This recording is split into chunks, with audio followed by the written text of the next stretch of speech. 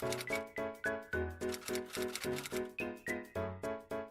everybody, my name is Elena. Welcome back to my YouTube channel. Today we're doing my June TBR, and I'm just gonna get it out of the way and say that I had a horrible reading month because I was in a reading slump, of course. I mean, honestly, from what I've heard, I feel like a lot of people were in a reading slump in June. I say I had a horrible time reading it. I still read 8 books. Also, the books that I read were not very good. There was, like, you know, some highlights, of course, and then there was also a reread because I'm trying to get myself out of the reading slump, and that's like my number one solution for a reading slump is like reread your favorite book. The average rating for this month was 3.54, which not, you know, not, we weren't doing too hot, okay? I was struggling. The first 2 books that I read in June were actually for a video, and I haven't finished filming that video, so you will be seeing it hopefully in July. Fingers crossed it's gonna be up this month, okay? If everything goes to plan and I get rid of this reading slump, it'll be up in July, but I'm not gonna tell you what it's about. The books that I read, though,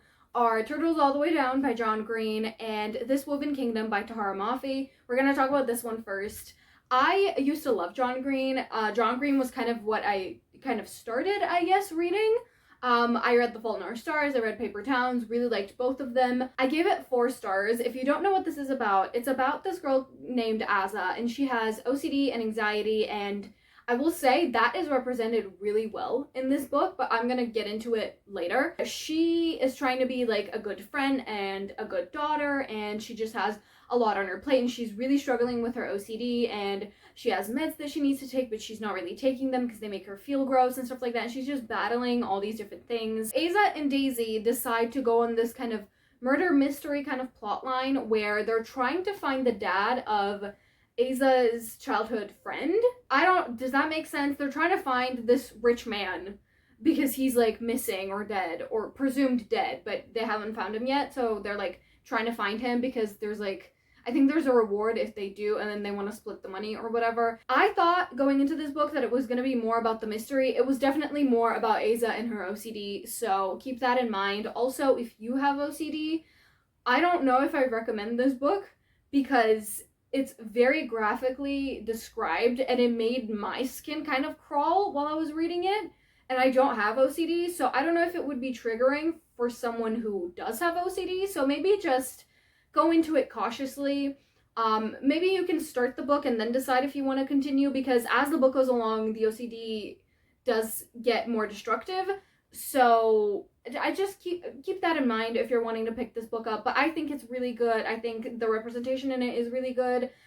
I'm a psychology student, so obviously this kind of stuff fascinates me. I thought it was a pretty well-written book. I just wanted, I feel like, more of the plot. And like I said previously, the next book that I read was This Woven Kingdom by Tahara Mafi, and this was definitely the highlight of the month because I gave this 4.5 stars. It's just really good. I love the world that it's set in. I love the characters immediately. I'm attached to them. I'm interested in them. I cannot wait to read the sequel. It's about a djinn, which is not something that I've read about in books. I've definitely seen it represented in shows, but not in books. And it's also different from what I've seen in shows and movies and stuff like that, so it was really interesting, and I loved the whole lore behind it. Basically, there is this girl who is a djinn, and her name is Elise, and she lives in this kingdom where djinn used to be persecuted and killed, and there's very little of them left now, and they're kind of in hiding, and they're not treated well by the public. The killing of djinn and that feud has stopped now, but there's still like residual hatred towards them or kind of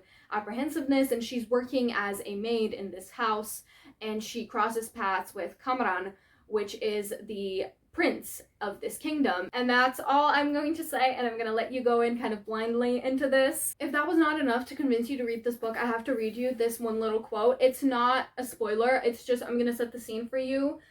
She's holding a knife to his throat from behind him, and this is what he's thinking, okay? Was it terrible that his heart pounded in his chest at the soft sound of her voice? Was it worrisome that he felt nothing but pleasure to be held at her mercy?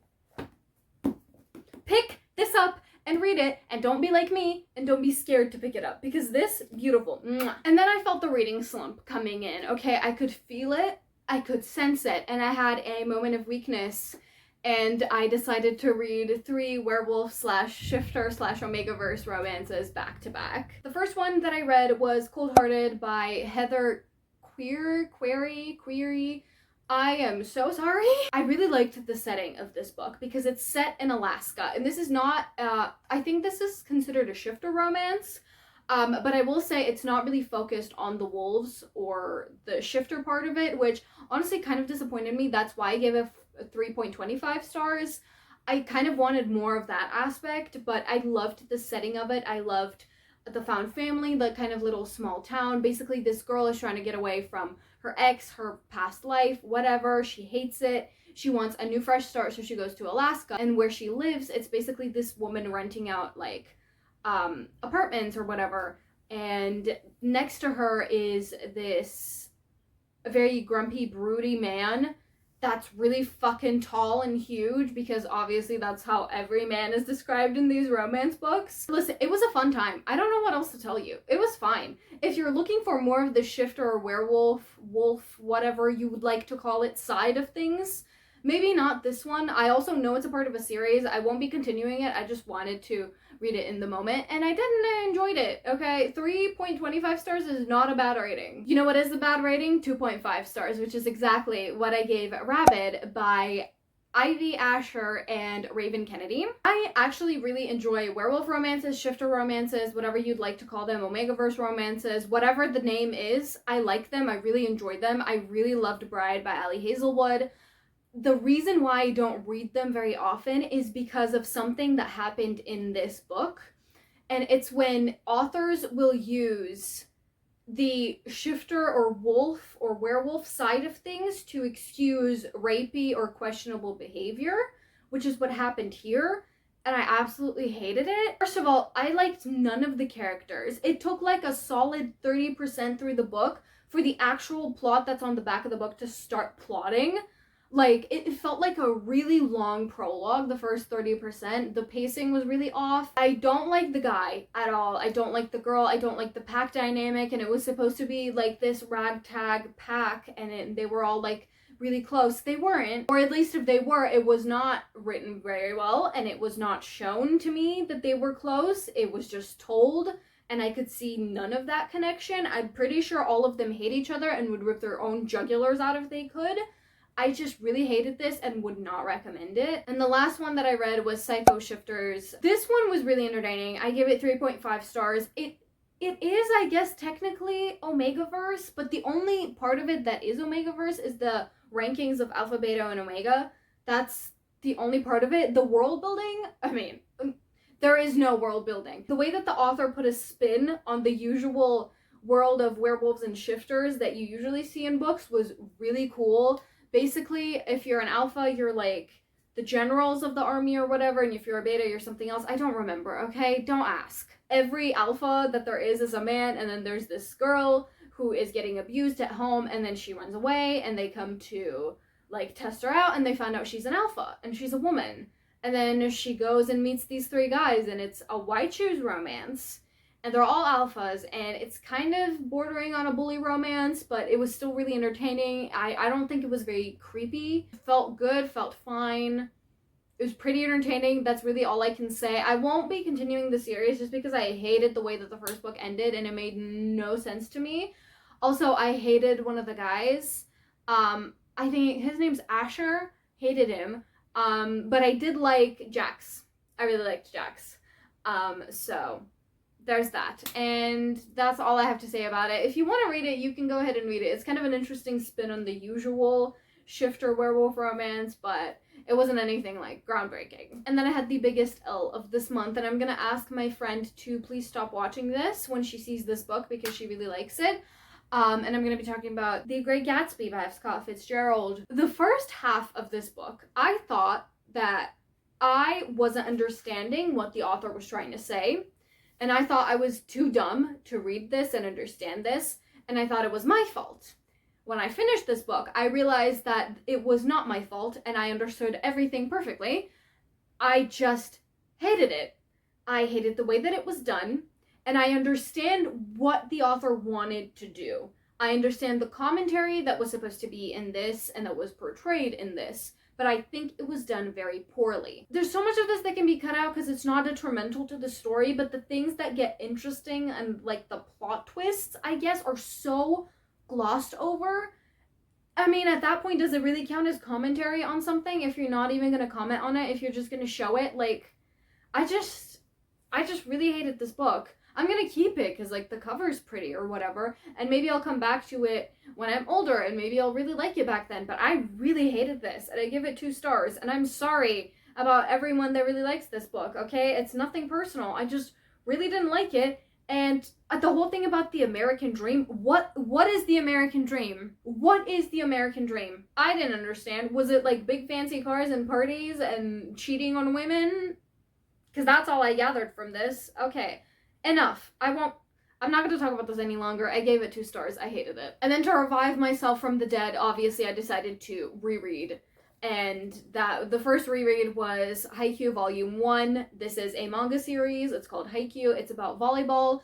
It's about this boy named Hinata, and he really wants to play volleyball because he saw a volleyball tournament with this really short guy once on TV, and everyone called him the Little Giant because obviously volleyball is a sport where height is a pretty strong weapon, and you kind of, you know, volleyball players are known to be pretty tall.